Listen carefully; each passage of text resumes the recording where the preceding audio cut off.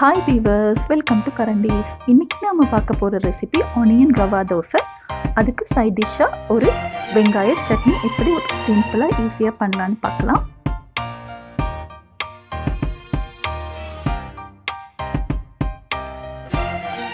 முதல்ல ஒரு பாலுக்கு நான் 1 கப் ரவை சேர்த்துக்கிறேன்.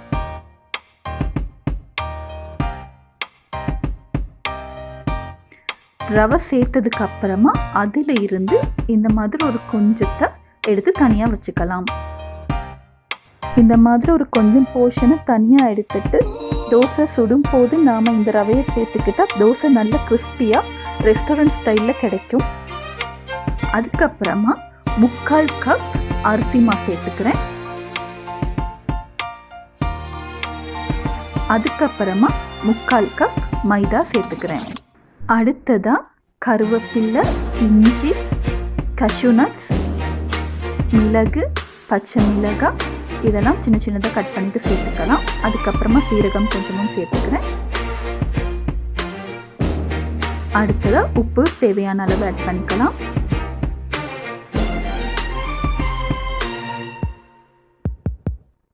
அடுத்ததாக சீனி 1 டேபிள் ஸ்பூன் ஆட் பண்ணிக்கிறேன். அடுத்ததாக இந்த 1 கப் ரவைக்கு 4 கப் தண்ணி அளவு சரியாக இருக்கும்.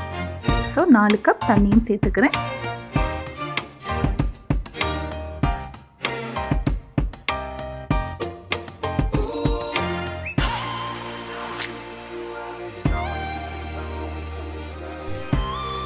பார்த்தீங்கன்னா இப்போ 4 கப் தண்ணி சேர்த்தாச்சு.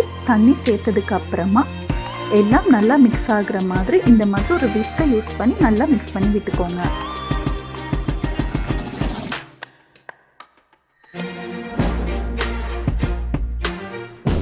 அதுக்கப்புறமா இந்த ரவா மிக்ஸை நல்லா மிக்ஸ் பண்ணி முடிச்சதுக்கு அப்புறமா ஒரு மணி நேரத்துக்கு அதை அப்படியே வச்சிடலாம்.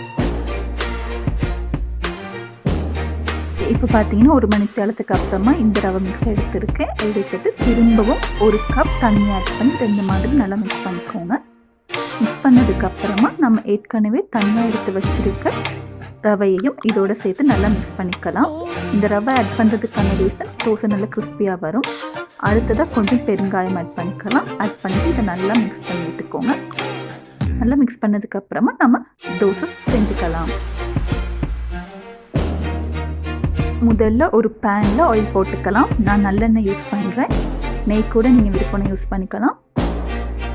எண்ணெய் சூடானதும் இந்த மாதிரி வெங்காயம் சின்ன சின்னதாக கட் பண்ணிவிட்டு அதை முதல்ல இந்த மாதிரி ஸ்ப்ரெட் பண்ணிக்கோங்க. வெங்காயம் கலர் சேஞ்ச் ஆகிற வரைக்கும் இதை அப்படியே மீடியம் ஃப்ளேமில் குக் பண்ணுங்கள். இப்போ பார்த்தீங்கன்னா வெங்காயம் கலர்லாம் நல்லா சேஞ்ச் ஆகிருக்கு. இந்த டைம் நாம் நம்மளோட தோசை பேட்டரை ஸ்ப்ரெட் பண்ணிக்கலாம். தோசை ஊற்றும் போது பார்த்தீங்கன்னா இந்த மாதிரி வெளியிலேருந்து உள்பக்கமாக ஸ்ப்ரெட் பண்ணிக்கோங்க. ஸ்ப்ரெட் பண்ணதுக்கப்புறமா லோ ஃப்ளேமில் இந்த கலர்லாம் நல்லா சேஞ்ச் ஆகிற வரைக்கும் குக் பண்ணுங்கள். அட்லீஸ்ட் ஒரு 10 மினிட்ஸாவது ஆகும் இந்த தோசை குக் ஆகுறதுக்கு.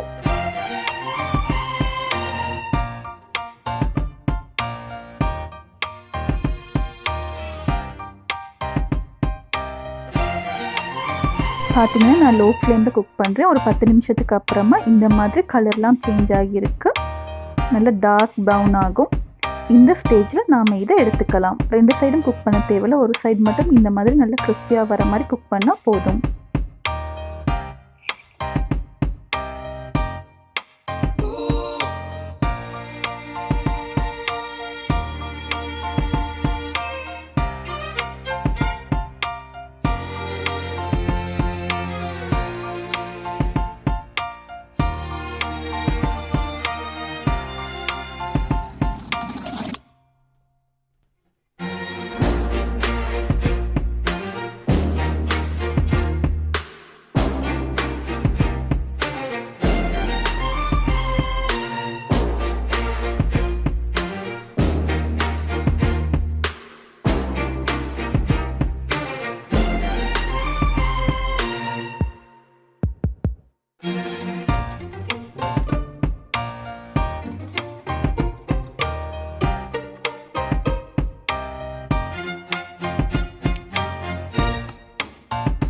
அடுத்தது ஒரு 5 நிமிஷத்தில் எப்படி ஒரு வெங்காய சட்னி செய்யலான்னு பார்க்கலாம்.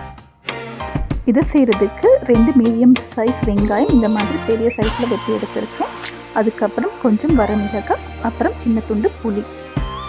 இது தான் மெயினாக இதை செய்கிறதுக்கு தேவையான இன்க்ரீடியன்ட்ஸ். இதெல்லாம் ஒரு மிக்ஸி ஜாரில் சேர்த்துக்கலாம். 2 வெங்காயம், ஒரு 5 வரமிளகாய், அதுக்கப்புறம் புளி,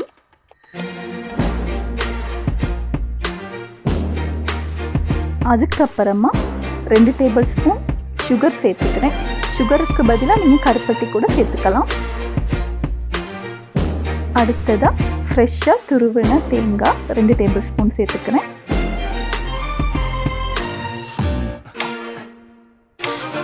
இதுக்கு தேவையான அளவு உப்பு, அதுக்கப்புறமா தண்ணி கொஞ்சம் சேர்த்து இதை நல்லா பிளெண்ட் பண்ணி எடுத்துக்கலாம். ஏன்னா இந்த கன்சிஸ்டன்சிக்கு நான் இதை பிளெண்ட் பண்ணி எடுத்துருக்கேன். அடுத்ததாக ஒரு பேனில் நல்லெண்ணெய் போட்டு வரமிளகாய், கடுகு, உளுந்தம்பருப்பு, கருவேப்பிலை இது 4ஐயும் சேர்த்து தாளிச்சுக்கலாம். உளுந்து நல்ல கோல்டன் ப்ரௌன் கலருக்கு வரும் வரைக்கும் இதை நல்லா குக் பண்ணி எடுக்கலாம். பார்த்திங்கன்னா நல்ல கோல்டன் ப்ரௌன் கலருக்கு வந்திருக்கு. இப்போது இதை எடுத்து நாம் செஞ்ச சட்னியோடு சேர்த்துக்கலாம். சேர்த்துட்டு இதை நல்லா மிக்ஸ் பண்ணி எடுத்துக்கலாம்.